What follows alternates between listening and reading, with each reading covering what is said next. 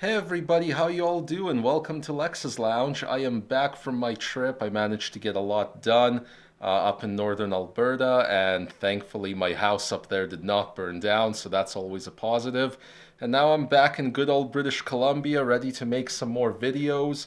And let's talk a little bit about stocks. So, for those of you following my purchase of Aphria Inc., the stock is now up to about 870 a share. So it's already at almost double the levels when I recommended to buy it. And when it gets to $10 a share, which I see no reason why it wouldn't in the near future, I am going to be cutting my position in that stock in half.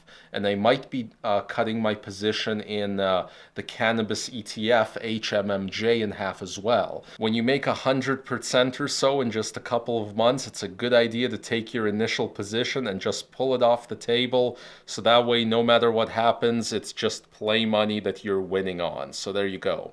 Also, I wanted to talk about maybe something that's more of a long-term background speculative investment, but that might interest you guys who are more into dividends and long-term type of purchases. So I haven't talked about it a whole lot in this show, but China is now making Africa China's China.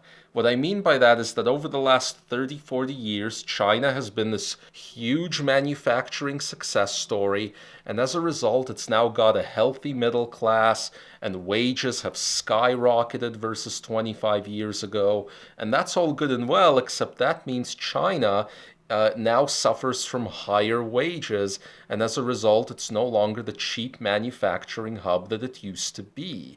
So now China needs its own cheap manufacturing hub, and where is the cheap labor left globally? Well, it's left in Africa. So China's been making all sorts of inroads, making loans, building infrastructure, trying to get to a situation where Africa is China's manufacturing hub. And I think that over the next 10, 15 years, that pattern is going to play itself out, and you're going to see Africa going through a big economic development unlike anything it's ever seen.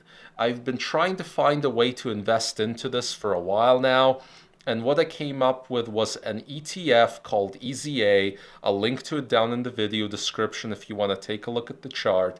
But it's an index fund that just gives you a nice cross section of various African companies, major ones. It pays a dividend. The dividend right now is at about 3.7%, which isn't too bad. And I think of this as just an interesting investment to have in the background and hopefully watch it play out. It's like sort of an emerging market type of investment. So for those of you who like that kind of thing, there you go. And also, let's talk about US politics a moment. So when I made my video last week, before my trip, Richard Ojeda was still in the race, and while I was on my trip, he dropped out of the race, which was just too bad, because he was my favorite person running. So with him out of the race, he kind of left because he felt he didn't have the resources or the support to continue. But now it's Tulsi Gabbard at the top of my list, followed by Elizabeth Warren, followed by Kamala Harris. Again, that is out of the people currently running. I don't know about the rest of you, but I'm being driven crazy by mainstream media polls who still keep plugging Joe Biden into the formula.